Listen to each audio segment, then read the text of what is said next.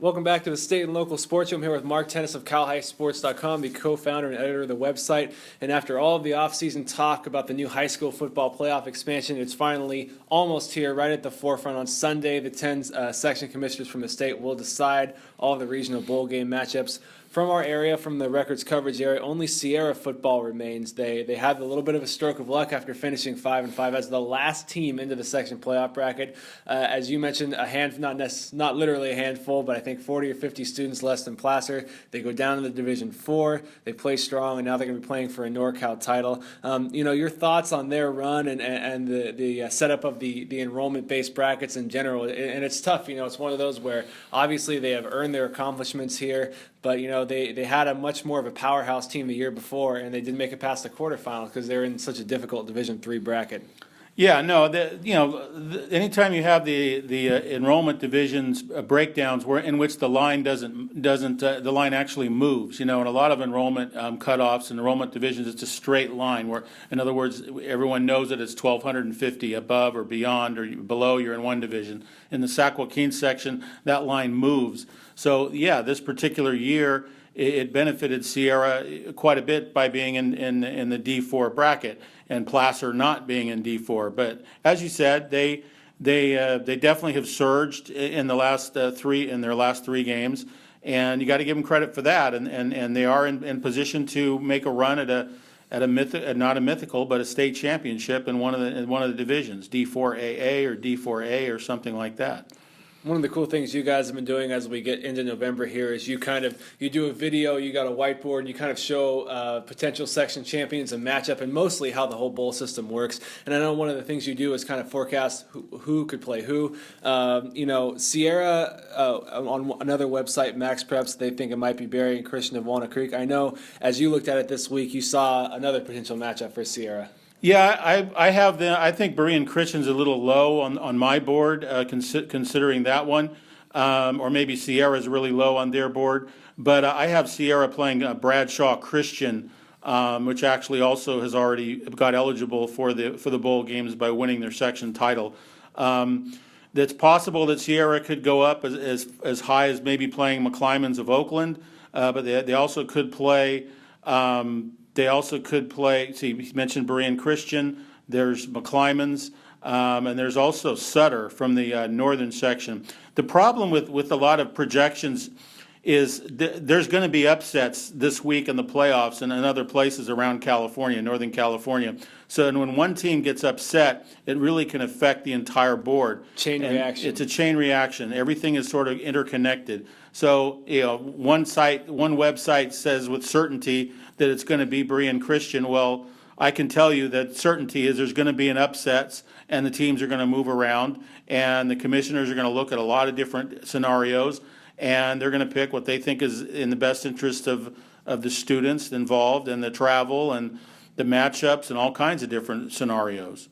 Usually on this show we like to look forward. I think St. Mary's near upset at Folsom is just worth a moment to look back. Folsom now on a 43-game home winning streak dating back to August 2010. I believe you said they haven't lost to a team from this section since 2012 or around there. They're on a 29-game winning streak overall. St. Mary's went on the road to that infamous blue turf. They went up 2 touchdowns multiple times, almost a third time before losing a fumble. They only lost by a touchdown. Your thoughts on a South Section team, one which is pretty young, taking Folsom to the limit?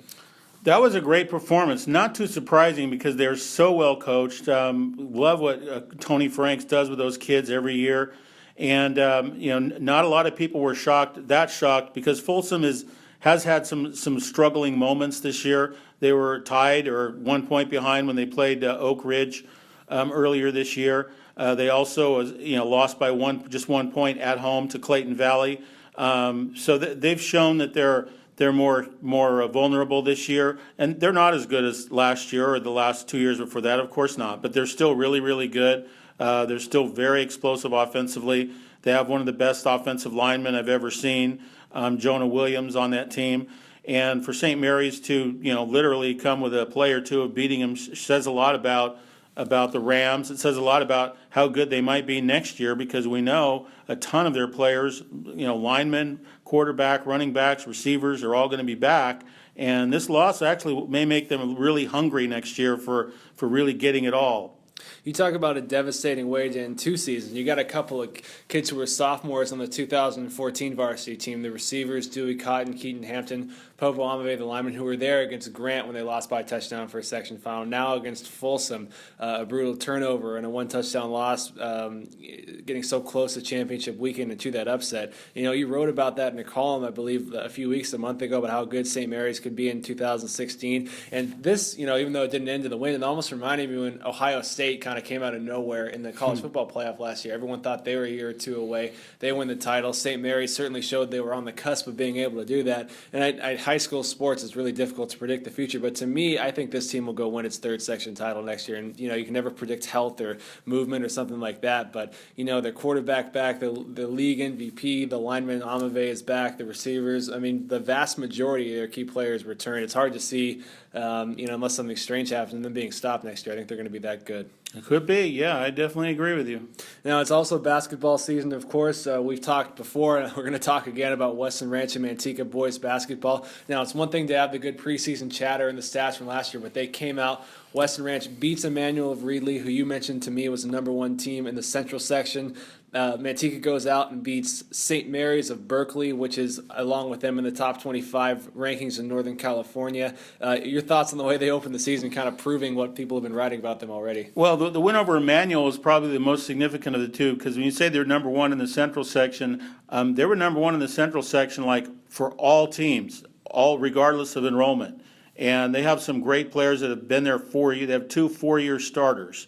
So for them to get that win shows a lot of strength. And then for Weston Ranch and Manteca to be from the same league, that's very important. It's also important that this particular event, the Prep to Prep Tip-Off Classic at Newark Memorial High School, is an event that attracts a lot of attention throughout the Bay Area. There's a lot of media people there from throughout the Bay Area.